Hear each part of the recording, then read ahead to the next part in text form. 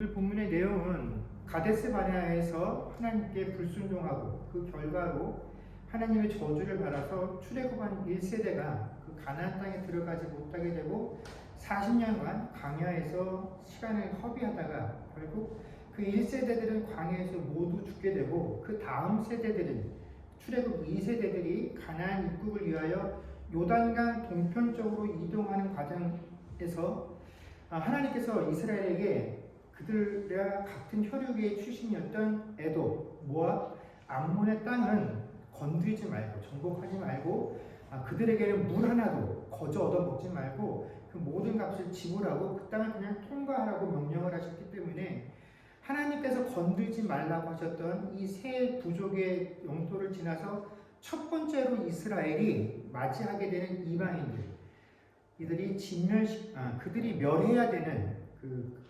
족속들과의 첫 번째 조 상황이 바로 오늘 저희가 읽었던 시온과 옥이라고 하는 국가에 대한 처리 방법입니다.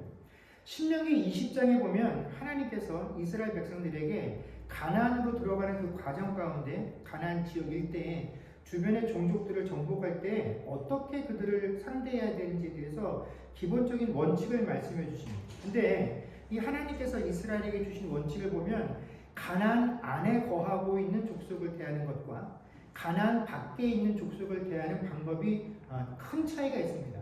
이 가나안 지경 밖에 있는 족속들을 대할 때는 먼저 그들에게 화친을 청하죠. 우리가 오늘 이 시온을 본 것처럼 너희 지역을 통과할 테니까 너희들과 우리는 아무 상관이 없어. 그러니까 통과하기만 해주면 우리가 필요한 것들 너에게 다 돈 주고 사겠다. 모압과 암몬, 에돔에게 했던 것 같이 그렇게 하겠다라고 화친을 청해서 그 부족이 이 상황을 받아들이게 되면 어떻게 합니까? 그들을 이 이스라엘의 종주국으로 삼아서 이스라엘에게 공물을 바치게 하고 그들과 주종관계를 맺어서 화친을 맺을 수 있도록 이렇게 하셨습니다. 근데 만약에 이스라엘이 이렇게 조건을 제시했음에도 불구하고 그 부족들이 거절을 하게 되면 전쟁을 하게 되는데 이때 전쟁의 결과로 남자들은 모두 죽이다라고 명령을 하셨지만 여자와 아이들은 살려두고 육축도 살려서 그것을 이스라엘 백성들에게 취하라라고 명령을 하셨습니다. 근데 가나안 지역 안에 있는 족속에 대해서는 어떻게 했습니까? 그냥 묻지도 말고 따지지도 말고 들어가서 우리하고 화친을 할래? 그런 상황을 먼저 확인하는 것이 아니라 그 안에 있는 족속은 뭐 남녀, 노소, 어린아이 그런 것들을 가리지 않고 살아있는 생명체, 동물들까지도 다 진멸하도록 하신 것이 이 가나안 안에 있는 족속을 대하는 것과 그 밖에 있는 족속들을 대하는 원칙의 차이점이다라는 것입니다. 그러니까 이스라엘이 오늘 본문 속에서 이 시온과 옥을 통과하는 장면들을 보게 되면 26절에 분명히 이스라엘이 시온을 방문해서 뭐라고 얘기하냐면 화친을 청합니다. 우리에게 물과 음식을 팔라라고. 우리도 그냥 통과만 하겠다라고 얘기를 했는데 시온이 이것을 거절하죠. 그래서 전쟁이 일어나게 되었고 그 결과 어떻게 됩니까? 원래 이 가나안 지경 밖에 있는 그 부족들을 상대할 때는 남자만 죽이라라고 했는데 이 시온은 어떻게 결과가 나왔냐면 남녀와 유아와 한 사람도 남김이 없이 모든 사람을 다 진멸했다라는 것입니다. 그래서 동물들, 가축들만 이스라엘이 취하고 사람은 모두 죽였다라는 것이죠. 그래서 옥 역시도 마찬가지 결과가 이루어지게 됩니다. 그래서 시온과 옥은 가나안 경계 밖에 있었던 동편에 있었던 지역임에도 불구하고 하나님께서 원래 이 지역을 정벌할 때 주셨던 원칙과는 다르게 모든 사람이 다 죽임을 당하는 그런 놀라운 진멸의 결과를 맞이하게 된다라는 것입니다. 그래서 우리가 이 시온과 옥이라는 나라가 멸망하는 과정들을 듣게 되면 그냥 이스라엘이 가나안을 정복하는 그 과정 가운데서 벌어질 수 있는 여러 가지 에피소드들 중에 하나 정도라고 여기가 쉽지만 우리가 이 시온과 옥이 진멸하는 과정들을 보면서 이 내용과 관련해서 유념해서 살펴봐야 할 내용이 두 가지가 있습니다. 첫 번째는 뭐냐면 왜 하나님께서 가나안 밖에 있는 족속들을 점령할 때에는 남자들만 죽이고 여자들과 아이들은 살려두라라고 명령하셨음에도 불구하고 시온과 옥에 대해서는 그 원칙을 어기시고 모든 생명을 다 죽이도록 하셨느냐 하는 것입니다. 신명기 20장에 나와 있는 원칙대로라면 시온과 옥은 분명히 남자들만 죽어야 하는데 결과적으로는 가나안 안에 있었던 민족들이 겪어야 하는 그 결과들을 이 시온과 옥이 맞이하게 되었다라는 것이죠. 두 번째는 이 성경을 읽어보신 분들은 느끼셨겠지만 이 시온과 옥에 관련된 이야기가 이 신명기하고 원래 기록인 민수기에만 나오고 끝이 나는 것이 아니라 이 이후에도 이 시온과 옥에 관련된 이야기가 이 구약 역사 속에서 끊임없이 등장을 하게 된다는 것입니다. 그래서 저희가 읽었던 이 신명기 31장에도 또 등장을 하게 되고 여호수아가 가나안을 점령하는 과정 가운데 여호수아 2장과 9장에도 등장을 하게 되고 또 시편의 여러 편에서도 이 시온과 옥에 관련된 이야기가 끊임없이 단골 메뉴처럼 등장을 하게 된다라는 것입니다. 그래서 우리가 이 시온과 옥이 진멸되는 과정, 이 이야기가 계속해서 이스라엘의 역사 속에서 이들이 전쟁을 치를 때마다 끊임없이 반복되어서 등장을 한다는 것은 사실 이 이야기가 굉장히 중요한 의미를 가지고 있기 때문에 계속해서 하나님께서 성경에서 이 이야기를 사용하고 계신다는 것들을 우리가 알아야 합니다. 그래서 이 사건이 우리가 생각하는 것 이상으로 중요한 의미를 가지고 있는 사건이다라는 것. 그래서 오늘 저희가 이 사건이 가지고 있는 의미를 한번 살펴보도록 하겠습니다. 오늘 저희가 그 의미를 여호수아 2장과 9장의 말씀들을 통해서 한번 살펴보도록 하겠습니다. 먼저 여호수아 2장 10절의 말씀입니다. 여호수아 2장 10절을 제가 읽겠습니다. 여러분 앞에 눈으로만 읽어주시면 고맙습니다. 이는 너희가 애굽에서 나올 때에 여호와께서 너희 앞에서 홍해물을 마르게 하신 일과 너희가 요단 저쪽에 있는 아모리 사람의 두 왕 시온과 옥에게 행한 일, 곧 그들을 전면시킨 일을 우리가 들었음이니라. 아멘. 자, 이 구절은 여리고 성의 라합이 이스라엘의 정탐꾼들이 이 여리고 성을 정탐하러 왔을 때 자신의 집에 숨겨주면서 왜 자신이 이 이스라엘 정탐꾼들을 숨겨주는지에 대한 그 이유를 설명하는 내용이 바로 여호수아 2장 10절입니다. 그래서 이 라합의 이 고백 때문에 나중에 여리고성이 멸망할 때 라합과 그에게 속한 가족들은 죽지 않고 살게 되죠. 그뿐만 아니라 이 가족은 이스라엘 백성들 중에 합류하게 되고 나중에 이 라합의 후손 중에서 예수 그리스도가 출생하게 되어서 이 라합은 예수 그리스도의 조상이라는 그런 직책을 위치를 맞이하게 됩니다. 근데 여호수아의 이 부분 외에도 또 시온과 옥에 대해서 언급되는 곳이 한 군데 있는데 그것이 어떤 부분이냐면 여호수아 이제 9장에 보게 되면 기브온 사람들이 원래는 이 기브온 사람들이 그 가나안 지역에 살고 있었기 때문에 이 사람들은 무조건 진멸을 당해야만 하는 그런 상황이었습니다. 근데 이 기브온 사람들이 어떻게 합니까? 자신들이 먼 곳에서부터 온 이 가나안에 거하는 민족이 아니다라고 여호수아와 이스라엘의 장로들에게 거짓말을 하죠.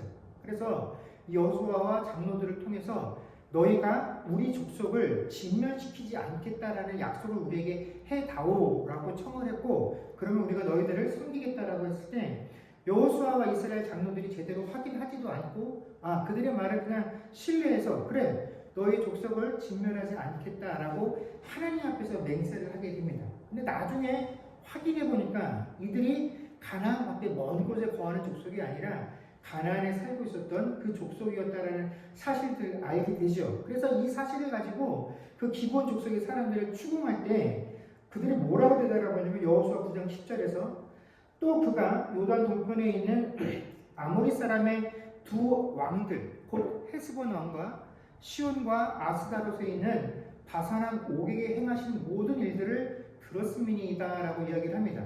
자, 왜 너희가 우리를 이렇게 와서 속이고 기만했느냐라고 물었더니 이 기브온 사람들이 뭐라고 대답했냐면 당신들이 우리에게 오기 전에 이미 우리가 누구에 관한 소식을 들었냐면 아모리 족속의 두 왕의 시온과 옥에게 있었던 그 일을 우리가 이미 들었기 때문에 이 일을 듣고 우리가 죽을 수밖에 없는 상황이구나 라고 알았기 때문에 우리의 생명을 보존하기 위해서 당신들에게 찾아와서 이렇게 거짓말을 하고 당신들을 속였습니다 라고 이야기를 합니다. 결국 오늘 이 여호수아 2장과 9장에 등장하는 이 두 라합과 기브온 사람들의 언급을 통해서 알 수 있는 공통적인 내용이 무엇이냐면 하나님께서 자기 백성을 구원하시기 위해서 그 앞에 있는 대적들을 어떻게 하신다는 것입니까?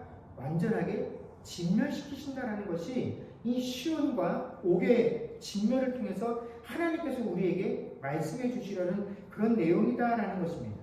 가나안에 거하고 있는 민족들에게 시온과 옥이 멸망한 사건은 하나님께서 당신의 선택하신 당신의 백성들에게 위협이 되는 그 대적들을 진멸시키기 위해서 그 백성들을 대신해서 싸우시고 그 대적들을 완전하게 진멸시킨다라는 그 사실 때문에 하나님의 백성들과 대면해야 될 그 위치에 처해 있는 이방인들, 특별히 이 가나안 지역 안에 있었던 사람들을 이스라엘 백성들을 대면한다는 이 사실이 공포와 두려움으로 자리 잡게 되었다라는 것입니다.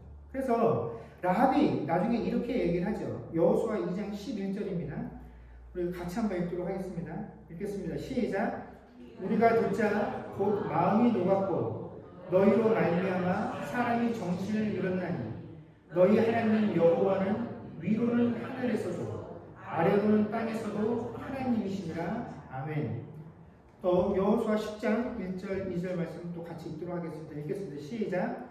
그때 여호수아가 아이를 빼앗아 진멸하되 여리고가 그 왕에게 행한 것 같이 아이와 그 왕에게 행한 것과 또 기본 주민이 이스라엘과 합친하여 그 주의 입담을 예루살렘 왕 아도니세덱이 듣고 크게 두려워하였으니 이는 기본 왕과 같은 큰 성이며 아이보다 크고 그 사람들은 다 강함이라.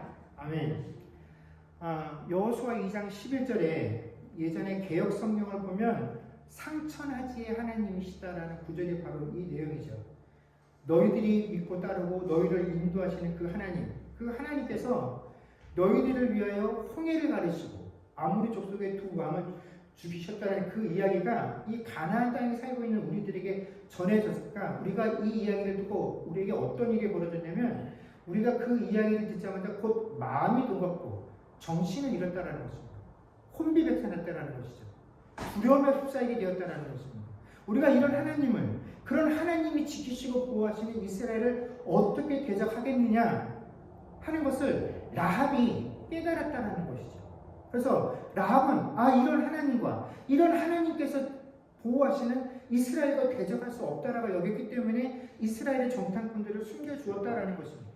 또 여호수아 10장 1절에서 2절은 이스라엘이 아이생을 점령한 이후에 이 이스라엘 민족들이 여리고성과 아이성을 점령하고 또 기브온 족속들이 자신들의 신분을 속이고 이스라엘과 화친하였다라는 소식을 접하게 된 예루살렘의 왕 아도니세덱이 근방에 있었던 다른 왕들에게 편지를 보냈는데 그 편지 속에서 내가 왜 이스라엘을 두려워하는지에 대해서 그 이유를 밝히고 있습니다. 거기서 그가 뭐라고 이야기하고 있냐면 기브온 거민들이 일찌감치 이스라엘 백성들에게 찾아와서 그들과 화친을 맺었다고 하는데 여러분들도 잘 아시다시피 기브온 사람들이 어떤 사람입니까?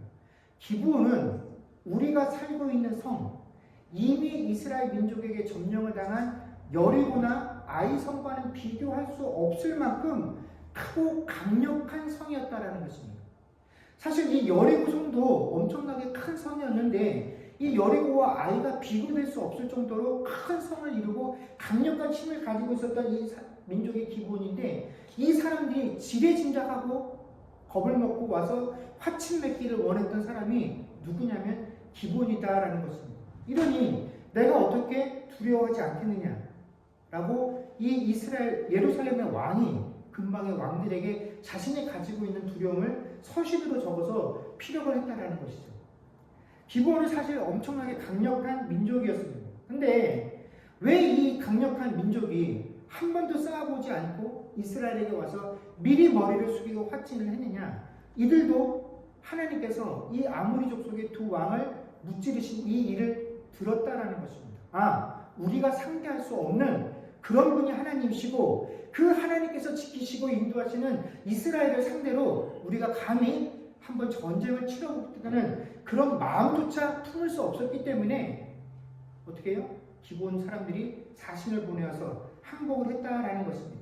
즉, 이 하나님께서 가나안 밖에 있었던 원래 하나님께서 주신 원칙을 따르면 이스라엘의 화친을 거부한다 할지라도 그저 남자들만 죽이고 여자들과 아이들은 살려서 이스라엘 민족 안에 합류시키기로 정하셨던 그 모든 원칙들을 다 파하시고 이 아모리 두 족속들을 온전하게 진멸하신 이유가 두 가지가 있다는 것입니다.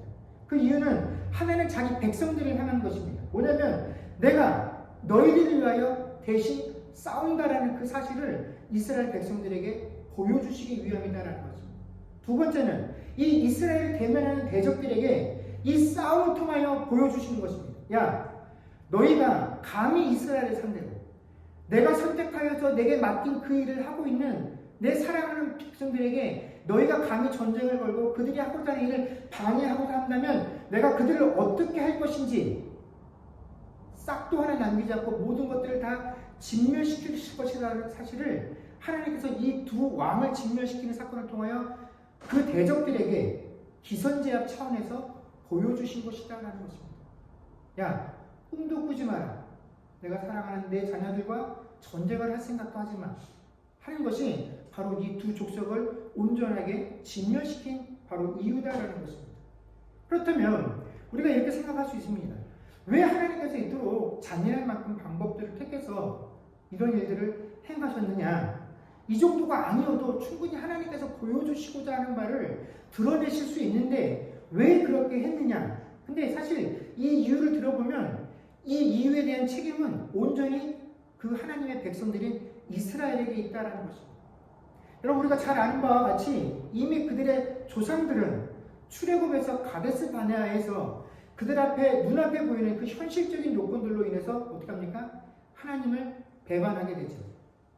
그 12명의 정탐꾼이 보고 돌아온 상황들, 그곳에 있는 아모리 족속들이 우리보다 다 장성하고 그곳에 있는 성읍들이 튼튼해서 사실 우리가 점령하기 힘들 것 같아 라는 이 눈앞에 보이는 현실, 이 이야기를 전해 듣자마자 그들은 눈앞에 보이는 현실 앞에 겁을 먹게 되고 하나님께서 들어가기만 하면 된다라고 했지만 그 하나님 말씀에 불순종하고 하나님을 배신하게 되었다라는 것입니다. 그래서 결국 하나님께 저주를 받아서 그들 1세대는 광야에서 모두 죽임을 당하게 되죠.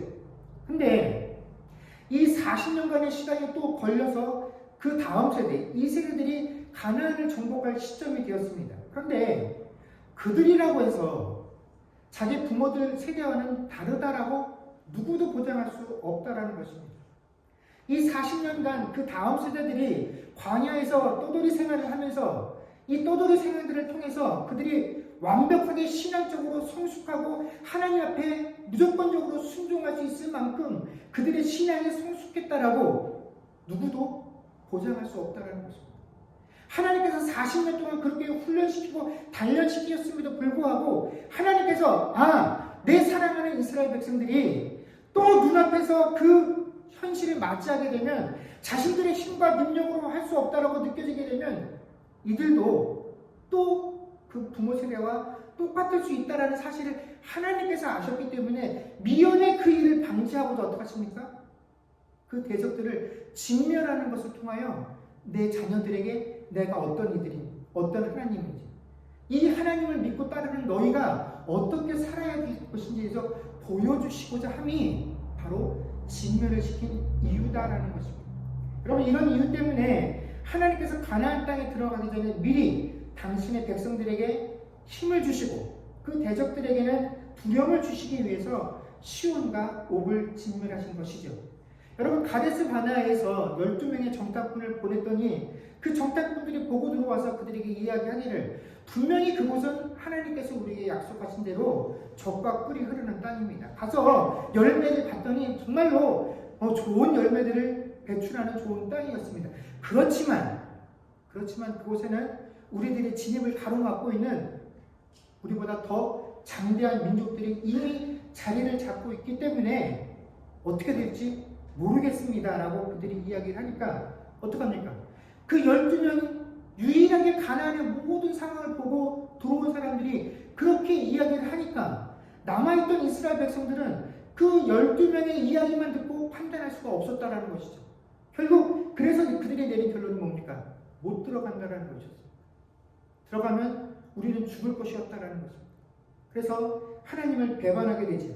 그래서 이제 다시금 가나안 입성을 앞두고 있는 그 이스라엘 백성들에게 이번엔 하나님께서 어떻게 하십니까? 아니, 너희가 나를 믿고 신뢰하고 나를 따르고 내 명령에 순종한다라고 한다면 너희가 분명히 그 땅에 들어가서 내가 약속한 것들을 취할 수 있다는 그 사실을 어떻게 해요? 이 두 왕조와 대립해서 그들을 온전하게 진멸하는 사건을 통해서 12명이 보고 온 사실을 통해서 확인하는 것이 아니라 이제는 이스라엘 민족 전체가 어떻게 해요? 확인하게 하신 사건이 바로 이 시온과 옥을 진멸하게 하신 사건의 이유다라는 것입니다. 얘들아, 이 12명이 보고 온 사건, 너희들은 직접 보지 못했기 때문에 너희들 마음속에 확신이 서지 못해서 나를 배신했었다라고 한다면 이제 모든 세대의 모든 사람을 다 모아라. 너희가 내게 순종하여서 내가 가라고 한 그 길을 가게 되면 너희들 앞에 여전히 강성한 족속들이 남아있지만 너희들이 내가 시킨 그 말씀에 따라 순종하기만 한다고 한다면 너희 앞에 놓인 아무리 강대한 대적도 내가 온전하게 진멸시켜 줄 것이다 라는 것을 하나님께서 그 이스라엘 공동체 전체에게 보여주신 사건이다라는 것입니다. 그래서 여전히 가나안 그 안에 미지의 세계에서 우리가 대면할 족속이 어떤 자들이고 얼만큼 힘있고 얼마나 강력한 존재인지 우리가 알지 못하지만 우리가 그 안에 들어가서 하나님 말씀대로 따르기만 한다면 하나님께서 가나안 안에 들어가서 그들을 증벌할 때, 그들과 대면할 때 이렇게 할 것이다라고 하신 그 하나님의 말씀의 그 약속의 결과들을 이 두 족속에게 미리 실현시키신 것이죠. 온전하게 진멸시키시는 것. 내가 가나안에 들어가서 너희들에게 모든 족속을 진멸시키라고 했는데 그것이 가능하다라는 것을 이 두 왕조를 진멸시키는 것을 통해서 하나님께서 보여주신 것이다라는 것입니다. 겁 많고 의심 많아서 눈앞에 펼쳐진 것이 아니면 하나님이 주신 약속을 신뢰하지 못하는 이 백성들에게 눈으로 직접 보라고 보여주신 하나님의 배려, 하나님의 은혜, 하나님의 긍휼의 사건이 바로 이 시온과 옥에 대한 사건이다라는 것입니다. 우리가 인간적인 견지에서 보면 참 잔인하고 무서운 사건 같지만 사실 이것은 하나님께서 이 세상을 살아가면서 겁 많고 의심 많아서 하나님 말씀에 순종하기를 주저하는 우리들에게 베푸신 은혜의 방편이다라는 것입니다. 그래서 우리가 이것들을 보면서 어떻게 하나님께서 이러실 수 있어? 우리가 부족하기 때문입니다. 우리가 연약하기 때문입니다. 이 정도까지가 아니면 하나님 말씀을 온전히 신뢰하지 못하고 순종하지 못하는 우리들을 하나님께서 측은히 여기시고 불쌍히 여기셔서 우리에게 그것을 보여주신 것이다라는 것입니다. 사랑하는 성도 여러분, 사실 교회를 좀 다니셨다라고 한다면 여러분 이 내용과 이 사건들을 모르시는 분은 거의 없으실 것입니다. 또 이 시온과 옥에 관련된 사건이 아니라고 할지라도 우리가 성경의 여러 이야기들을 통해서 하나님께서 부족하고 연약한 당신의 백성들을 위해서 대신 그들의 대적과 싸우시는 분이시다는 그 사실을 모르는 분도 거의 없을 것입니다. 근데 여러분 이 사실을 아는 것은 중요하지 않습니다. 여러분 내가 알고 있는 것이 뭐가 그렇게 중요합니까?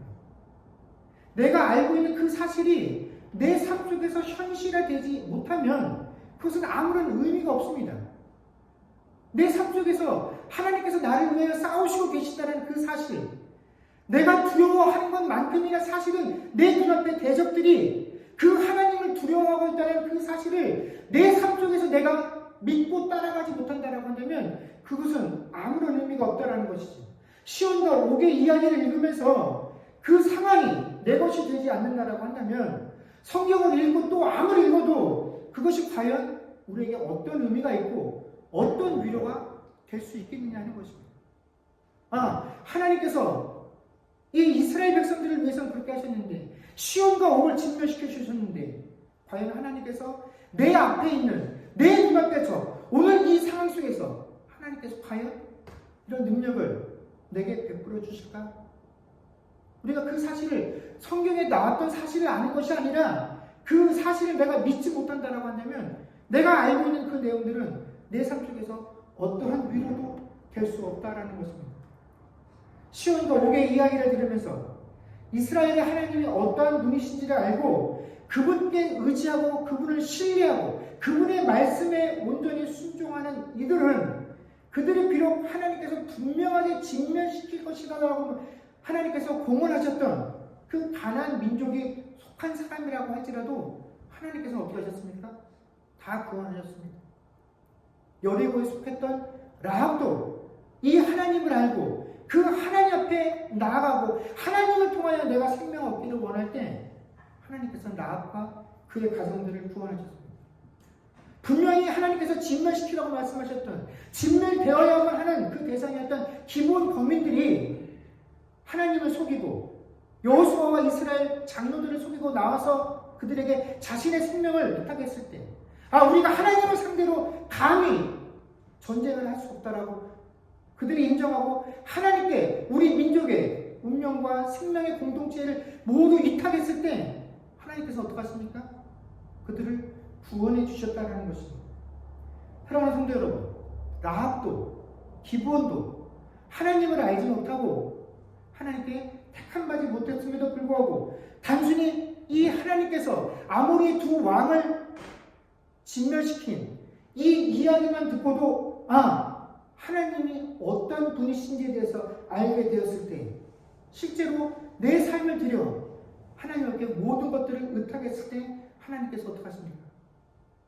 자녀로 삼아주시고 이스라엘이 받아 누려야 될 하나님의 자녀들이 받아 누려야 될 그 모든 복들을 그들에게 동일하게 허락해 주셨다는 것입니다. 그런데 우리는 어떻습니까? 우리는 이미 하나님이 어떠한 분이신지 알고 있고 하나님께서 우리를 구원하시기 위해서 독생자 예수를 2000년 전에 이 땅에 보내주셔서 우리를 함께 죄 가운데 죽이시고 부활의 사건들을 통하여 새로운 생명들을 주셨다라는 그 사실들을 믿어서 하나님의 자녀다라고 스스로 고백을 하고 있으면서도 정말 우리가 알고 있는 그 하나님의 말씀처럼 우리가 알고 있는 그 하나님의 능력을 의지하여서 우리 삶의 모든 것들을 온전히 하나님께 의탁하고 하나님을 신뢰하고 비록 눈앞에 보이는 현실이 아무리 두렵고 떨리지만 하나님이 가라고 하신 그 길이었기 때문에 우리는 스스럼 없이 그 길들을 걷고 있습니다. 눈앞에 보이는 현실이 참으로 두렵고 떨리지만 사실은 그 눈앞에 있는 그 대적들이 내가 두려워하는 것 이상으로 나의 하나님을 두려워하고 있다는 그 사실들을 우리가 믿으며 신뢰하며 하나님께서 가라 한 그 길들을 걷고 있습니다. 사랑하는 성도 여러분, 하나님께서 당신의 백성들과 그의 대적들에게 보여주신 이 시온과 옥의 진멸이라는 이 두 사건, 이 두 사건의 증거들을 보면서 우리가 한 주간 동안 하나님께서 우리에게 가라 하신 그 모든 삶의 상황 가운데서 온전히 하나님을 신뢰하고 하나님께 우리의 모든 상황들을 의탁하며 나아갈 수 있는, 그래서 우리 눈앞에 보이지 아니하나 하나님께서 약속하신 그 승리를 누리며 살 수 있는 저와 여러분들이 되어질 수 있기를 주의 이름으로 간절히 축원합니다. 기도하겠습니다.